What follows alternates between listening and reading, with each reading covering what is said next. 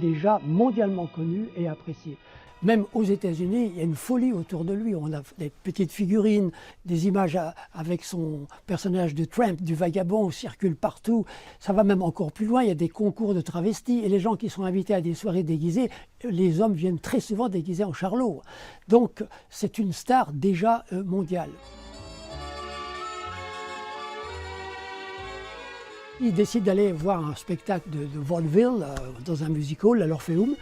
Et là, à Los Angeles, sur scène, il y a un chanteur, bon, il ne casse pas des briques, hein, il s'appelle Jackie Coogan, mais il fait venir son fils, un petit gamin qui a entre 4 et 5 ans, et qui se met à faire la même chose, une petite pétrerie. La salle est subjuguée, et il lui fait un triomphe. Et dans la salle, il y a Chaplin. Et il remarque que ce gosse a déjà en soi, à son âge, l'art de la pantomime inné. Il savait qu'avec ce gosse, il allait trouver quelque chose de formidable. Et il trouve quelque chose de formidable tout de suite. À savoir, lui, vitrier, qui pose des vitres, et là où il y a des bonnes vitres, le gamin les casse, comme ça il peut changer. Voilà, c'est l'idée de départ. Et c'est à partir de cette idée donc des vitres cassées, là en combine, qu'il va imaginer absolument tout le reste, plus ou moins dans l'ordre. Et surtout, il va se rendre compte que le gamin est absolument exceptionnel comme mime parce qu'il peut répéter ce qu'on lui demande de faire à l'infini. Comme toujours, Chaplin mimait ce que le petit gosse avait à faire. Il lui faisait faire 3 fois de suite, c'était mémorisé. Et après, il filmait. Et il pouvait improviser des choses avec lui. Le gamin, aussitôt, partait dans cette direction-là.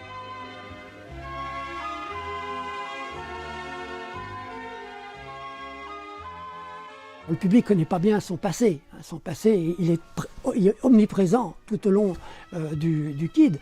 Mais ce côté pathétique surprend le public. Il n'a pas l'habitude de voir une scène avec un tel déchirement.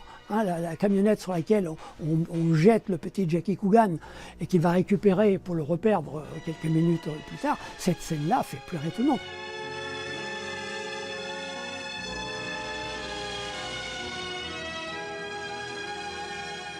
Comment ne peut-on pas pleurer quand on entend un gamin de 5 ans qu'on sépare de celui qu'il pense être son père?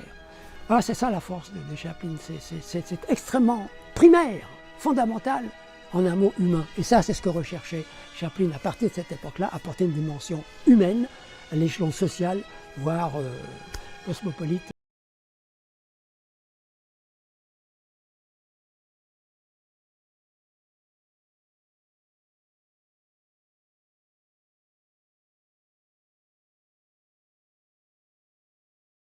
Le cadrage de ce plan, la cheminée en briques, le toit en briques, le sommet d'un poteau télégraphique et un gazomètre. Et Charlot qui va s'efforcer de grimper là-dessus pour montrer le désavantage qu'il a sur le flic, qui ne passe pas certainement tous ses jours à grimper sur des toits, mais lui il va avoir du mal. Le flic lui va beaucoup plus vite. Ça crée un pathos, un suspense à ce moment-là. Va-t-il être rattrapé? Et va-t-il pouvoir rattraper le gosse? Et voilà, et le flic lui bien entendu, zoup, d'un seul coup.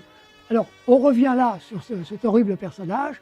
Et le gosse tente sa chance auprès de lui, mais c'est une brute. Et donc, les dames sont vraiment offusquées par son comportement, mais bien sûr impuissantes.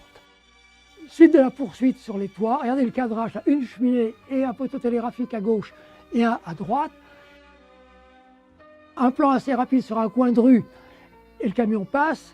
Maintenant, la rivalité entre les deux sur un autre coin où là il n'y a que du toit et là, arrêt sur image, vous avez un ensemble de toitures avec une rue en bas à droite. Alors les spectateurs peuvent ne pas remarquer la rue en bas à droite.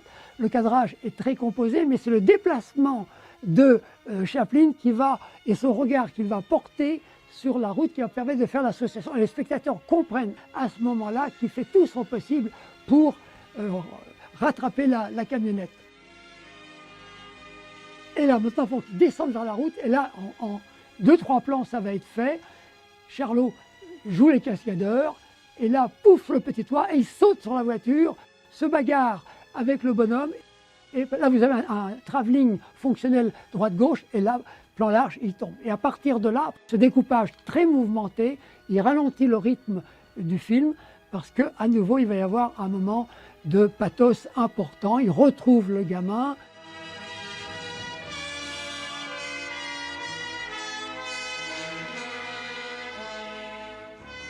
Et il va assembler des vêtements qui sont tous en contradiction les uns avec les autres. Le chapeau est trop étroit, les chaussures sont trop larges. La veste est très étroite, les pantalons sont trop larges eux aussi. Et il va donc donner l'image d'un vagabond, the tramp en anglais, mais qui est toujours un survivant, et un survivant qui est agressé constamment, et lui il veut garder sa dignité humaine.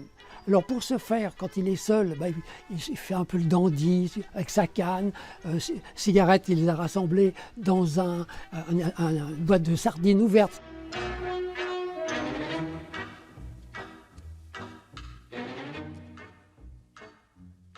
Il est un déclassé. C'est un survivant qui essaie de rester dans le système. Mais à chaque fois qu'il pourrait se faire une toute petite place, ce sont des figures d'autorité, quelles qu'elles soient, qui lui barrent le chemin. Charles Spencer Chaplin, l'homme et l'artiste, n'étaient absolument pas dupes de la réalité humaine. Et cela, il va le montrer dès le départ, avec son personnage de vagabond, qui était donc assez violent, voire cruel par moments. Et regardez dans le Kid, il y a un moment horrible dans le film, ça c'est l'ancien Charlot qui revient en premier plan, lorsqu'il n'arrive pas à se débarrasser de l'enfant. Eh bien, il y avait quand même les égouts, ça peut servir, mais là c'est un peu trop quand même, il referme la grille.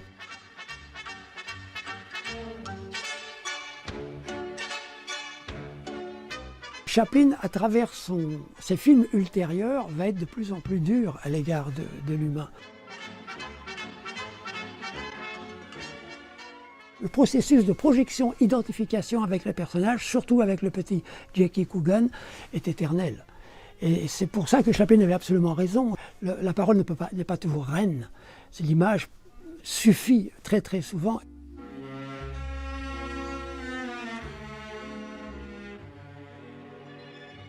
Même il y a quelques intertitres, mais si on ne les comprend pas, ça n'a aucune importance. Tout le monde peut suivre cette histoire.